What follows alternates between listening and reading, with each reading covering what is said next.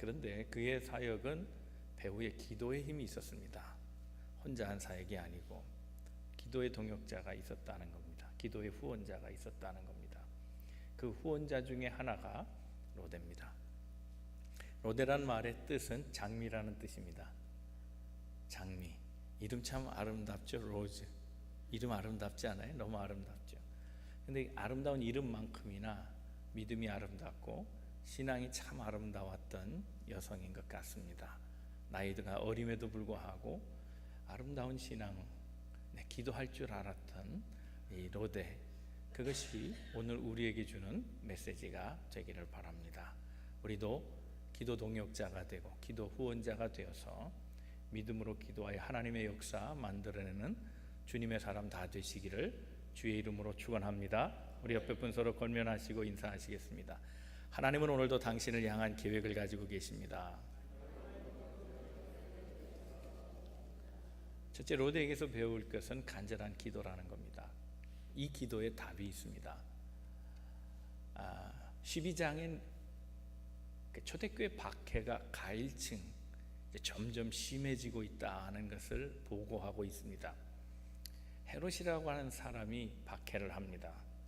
초대교회 첫 번째 순교자를 성경에서는 스데반이라 그렇게 말하죠. 스데반이 첫 번째 순교자입니다. 그 뒤를 이어서 순교한 사람이 야고보인데 야고보를 죽인 해당자가 바로 헤롯입니다. 그런데 헤롯이 야고보를 죽이고 나니까 유대인들이 좋아했다는 겁니다. 헤롯은 통치자입니다. 통치자는 여론만 잘 꾸려가면 됩니다. 사람들이 좋아하면 되는 겁니다. 옳고 그름이 문제가 아니고 백성이 좋아하면 되는 겁니다. 그러면 평안하게 통치할 수 있습니다. 그랬는데 야고보를 죽이니까 유대 사람이 좋아했습니다. 이건 너무 좋은 일입니다. 그러니 더 박해를 한 겁니다. 박해가 가해질수록 그래서 내게 더 충성한다면 나는 그 일을 하리라 나쁘게 마음먹은 사람이 헤롯입니다. 그래서 계속해서 박해가 진행되다가 베드로까지 온 겁니다. 베드로가 잡혔습니다. 그런데 베드로를 잡고 스데반처럼 야고보처럼 바로 죽일 수 있었는데 그렇게 하지 않았습니다. 또 하나님의 은혜죠. 6월절이 걸린 겁니다. 무교절 6월절이 딱 걸려 있으니까 그 중요한 행사 기간에는 사람을 죽이지 않습니다. 모든 법 집행이 잠시 유보되는 겁니다. 그러니까 그때를 피하고 죽이자 하고 옥에 가두어 놓은 겁니다. 이미 사형 선고는 받은 바 다름이 없고 단지 유보되어서 며칠의 기간 동안 옥에 가두어서 절망의 상태에 있었습니다. 바로 그때에 교회는 기도하기 시작합니다. 마가의 다락방이라고 하는 소위 그곳에서 신자들이 모여서 기도에 들어갔습니다. 5절 말씀입니다. 한번 같이 말씀 읽어봅니다. 시작. 이에 베드로는 옥에 갇혔고 교회는 그를 위하여 간절히 하나님께 기도하더라. 그랬습니다. 자, 하나님 앞에 간절히 기도했다. 여러분, 우리가 기도할 때 초점을 좁히는 기도가 굉장히 중요합니다. 일상적인 기도가 있습니다. 꼭 기도 응답을 바라고 하지 않는 기도도 있지요. 그렇죠? 우리가 보통 하는 기도가 그렇지 않아요. 식기도 응답 바라고 합니까? 미안합니다. 여러분은 응답 바라고 열심히 통성기도 하시고 식사하시는지 모르겠지만 식사 기도를 가지고 무슨 응답해 주세요 그러지는 않잖아요. 그냥 소망만 얘기하는 거죠. 밥 잘 먹고 소화 잘 시키고 건강하게 해주세요. 끝. 뭐 그 정도 아니겠어요? 그걸 초점이 모아진 기도라고 말하지는 않습니다. 그러나 사람이 때를 따라서 초점을 모아야 될 때가 있거든요. 집중해서 하는 기도가 있습니다. 간절하게 하는 기도가 있습니다. 이제 며칠 있으면 베드로가 죽습니다. 이건 교회의 큰 타격입니다. 그 박해는 나에 대한 박해와 같은 겁니다. 그가 죽었다는 것은 내 목숨도 이제 문제가 될 수 있다는 얘기입니다. 함께 합심해서 기도하지 않을 수 없습니다. 하나님 살려주세요. 그날에 하나님께서 역사하시는데 천사를 동원해서 베드로를 깨웁니다. 마치 엘리야가 죽기로 하고 누워있을 때 하나님의 사자가 와서 엘리야 옆구리를 팍 찼던 것처럼 자고 있는 베드로를 발로 빵 차서 깨어냅니다. 따라와라. 그리고 천사가 앞서기 시작하는데 천사가 앞설 때마다 문이 하나씩 열리는 겁니다. 놀라운 일이 생겨납니다. 그때 오늘 본문이 주어지죠. 아, 이게 하나님이 하시는 일이구나. 헤롯과 유대 사람들에게서 나를 벗어나게 하시는 하나님의 뜻이구나. 그것을 감지하고 그는 발걸음을 옮겼는데 어디로 갔느냐? 기도하는 처소로 가는 것을 볼 수 있습니다. 12절 말씀입니다. 다 같이 읽어봅니다. 시작. 깨닫고 마가라 하는 요한의 어머니 마리아의 집에 가니 여러 사람이 거기에 모여 기도하고 있더라. 그랬습니다. 기도처입니다. 사랑하는 성도 여러분, 여러분의 기도처가 어디입니까? 기도 응답의 현장이 어디입니까? 오늘 우리 이게 필요합니다. 응답받는 기도의 현장이 필요합니다. 우리가 마음을 모아서 뜻을 모아서 함께 기도하는 처소가 있어야 합니다. 그 기도할 때 하나님께서 놀라운 역사로 응답해 주십니다. 그저 하나님 앞에 우리는 맡기고 기도하면 되죠. 여러분, 우리의 하나님이 문제가 있는 건 아니거든요. 문제는 우리의 기도에 문제가 있는 거예요.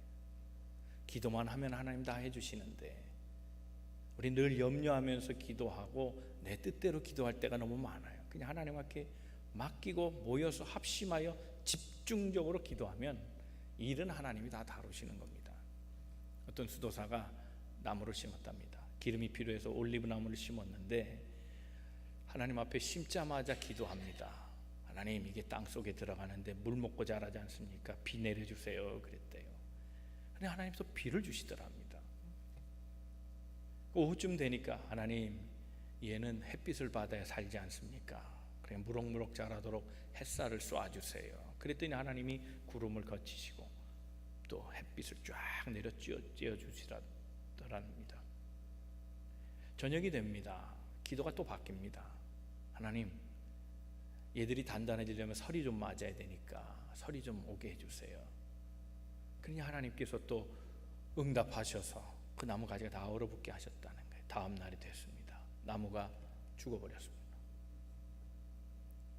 이 얘기를 옆에 수도사에게 얘기합니다. 나무를 잘 키우는 수도사였습니다. 당신은 잘 키우는데 나는 왜 안 됩니까? 나 기도하고 했습니다. 그랬더니 자초지정을 다 들어본 그 다른 수도사가 하는 말이, 저는 그렇게 기도하지 않습니다. 그저 다 맡기고 기도합니다. 답이 거기 있습니다. 다 맡기고 하는 기도. 하나님이 만물을 만드셨는데 올리브 하나 못 다루시겠어요?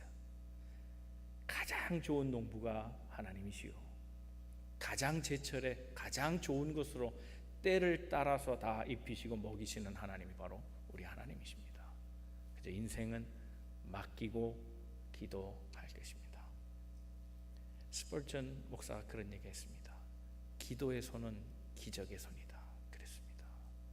손을 모아 간절하게 집중적으로 기도하면 하나님이 알아서 하시는 겁니다. 사랑하는 성도들, 인생에 만나는 모든 문제 내 뜻대로 기도하지 마시고 하나님이 다루시면 나보다 더 좋은 곳으로 인도하신다는 사실을 기억하고 단지 기도에만 전념하시고 내 기도의 자리에서 하나님 만나 응답의 기쁨 누리시는 우리 모든 성도들 다 되시기를 주님의 이름으로 축원합니다. 두 번째 생각할 것은 이왕 기도할 바에는 믿음을 갖고 기도하는 겁니다. 당연한 말 같지만 이 믿음으로 하는 기도가 쉽지 않습니다. 오늘 본문의 말씀 한번 상황을 조금 설명을 드릴게요. 이제 베드로가 온 겁니다. 마가의 그 기도처에 왔습니다.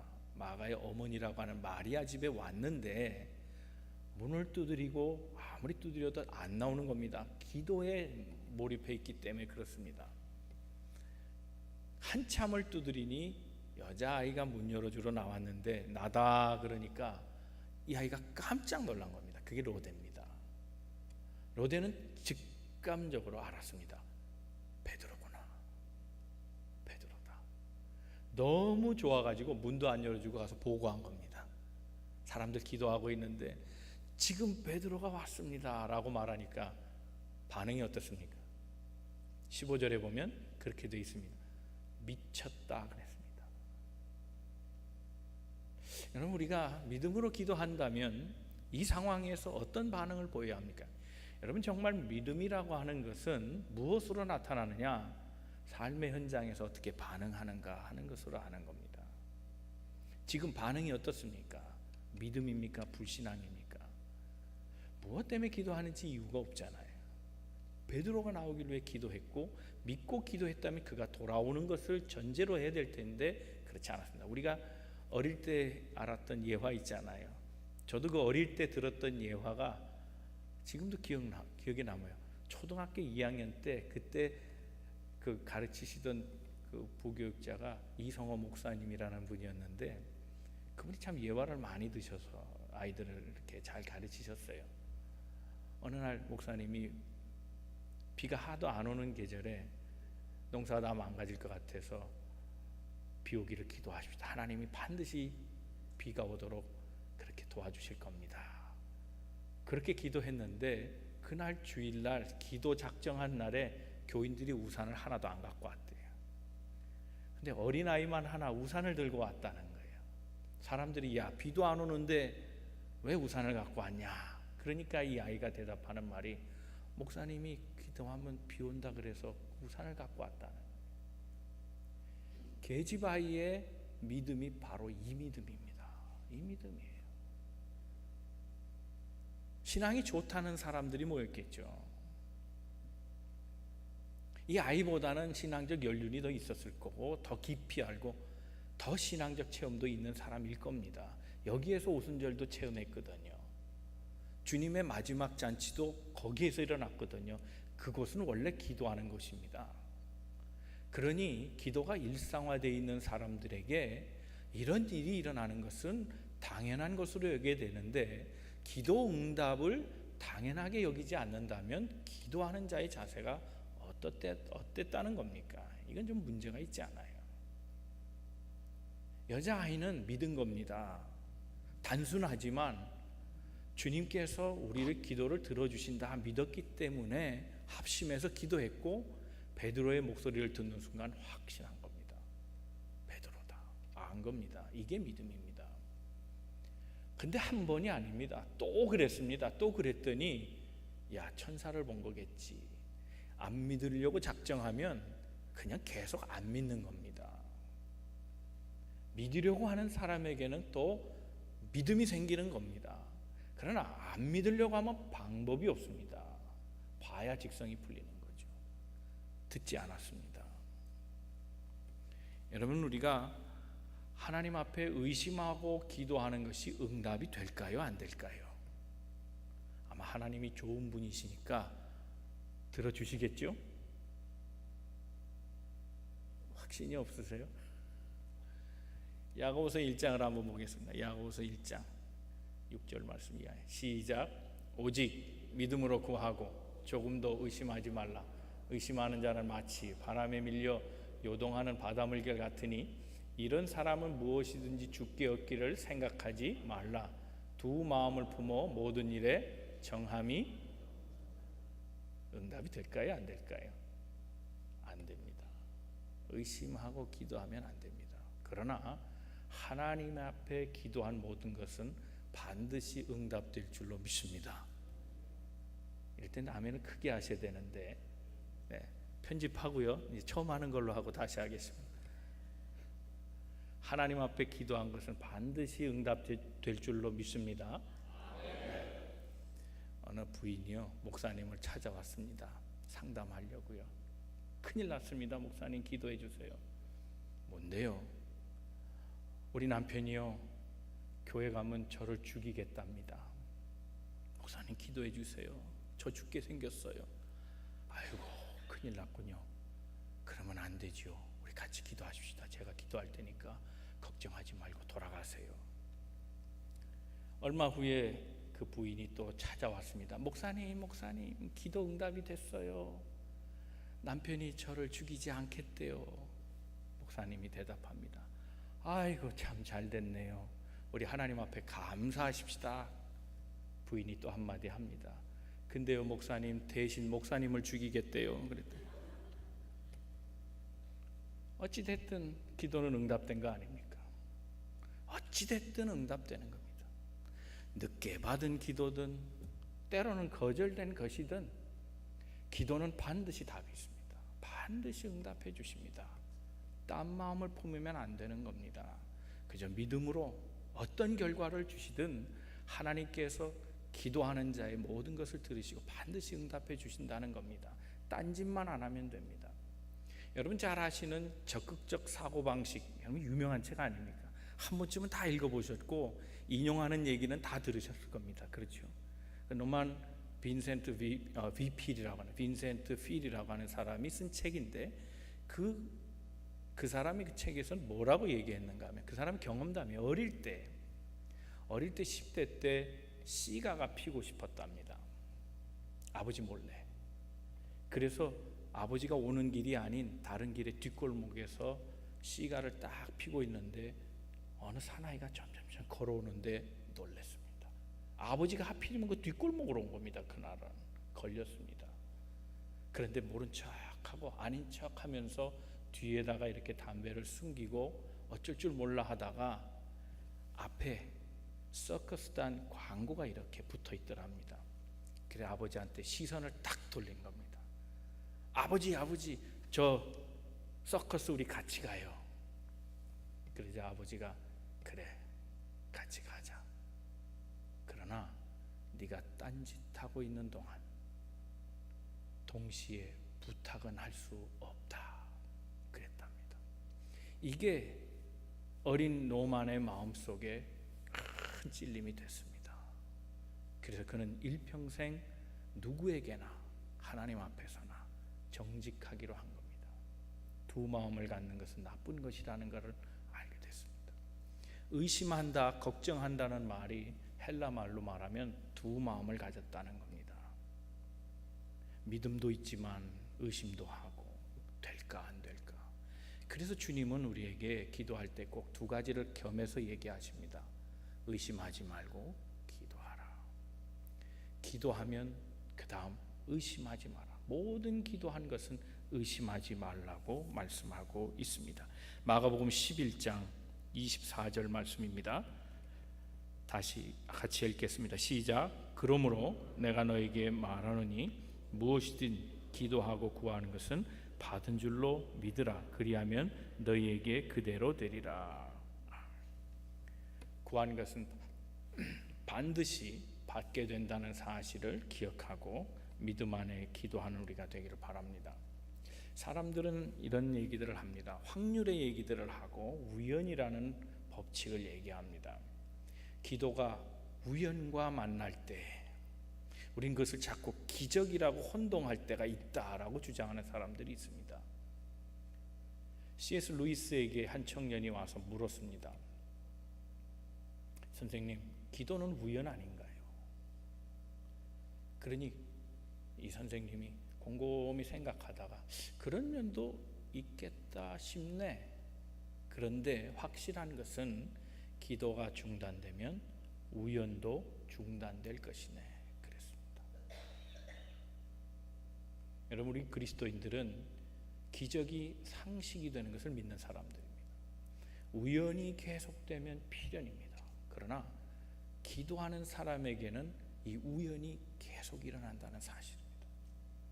기도하면 하나님이 응답해 주시기 때문입니다. 내 지식과 상식을 넘어서는 하나님의 역사가 있기에 기도하는 사람에게는 반드시 응답이 있다는 사실을 기억하시고 기도하시되 믿음을 가지고 의심 없이 기도하는 우리 모든 성도들 되시기를 주님 이름으로 축원합니다. 세 번째, 로데에게서 배우는 교훈은 기도의 열쇠를 사용하는 겁니다. 기도의 열쇠. 베드로가 가진 열쇠가 뭐죠?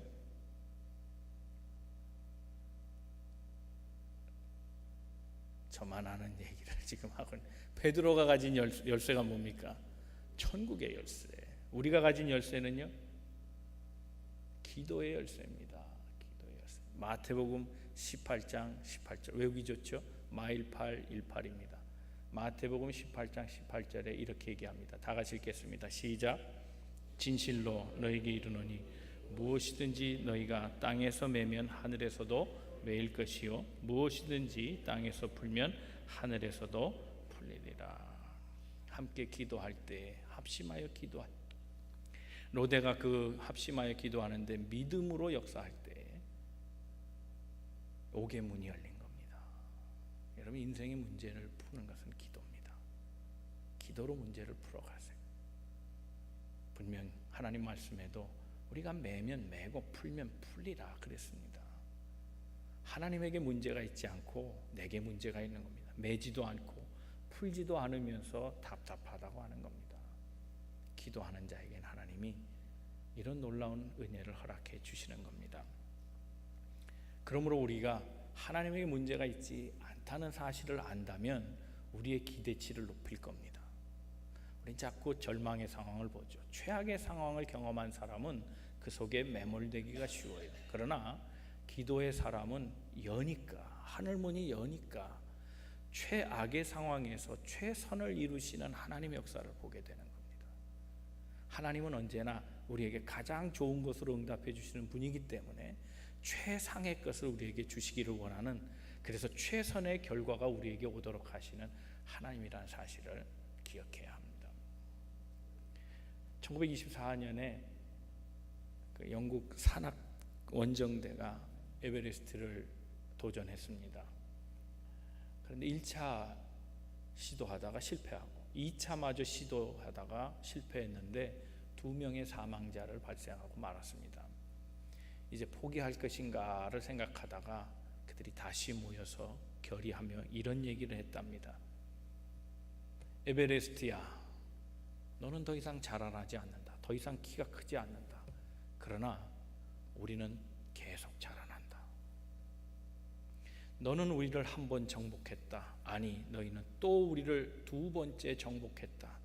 그러나 더 이상은 정복할 수 없다. 그렇게 얘기했답니다. 이것이 오늘 우리의 믿음이어야 합니다. 여러분, 우리의 기대치를 높여야 합니다. 그 기대치가 곧 믿음의 크기입니다. 우리의 것을 말하는 것이 아니라 하나님을 보고 기대치를 높여가는 것이 신앙인의 믿음이라는 것입니다. 이 믿음으로 기도할 때 하나님 역사하십니다. 우리에게는 천국의 열쇠가 있습니다. 그 문제로, 그 열쇠로 우리의 문제를 풀 뿐만 아니라 누군가가 매여 있는 사람이 있다면 그 열쇠로 풀어줄 것입니다. 누군가가 갇힌 사람이 있다면 그 열쇠로 그 문을 열어줘야 할 것입니다. 누군가가 막힌 사람이 있다면 그 열쇠로 그 막힌 것을 뚫어줄 줄 아는 사람이 되어야 됩니다. 그게 바로 로데였습니다. 베드로의 막힌 문제를 풀어준 여자가 게지바이, 어린 믿음이었지만 그러나 순수한 그 믿음으로 기도할 때 하나님 그 기도로 그 막힌 옥의 문을 풀어준 겁니다. 인생의 해결은 여기에 있습니다.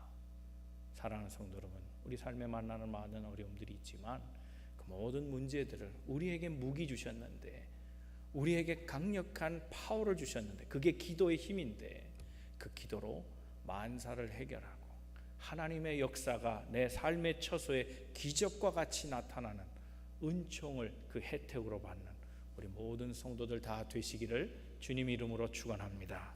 기도하겠습니다. 우리 함께 기도하겠습니다. 에레미야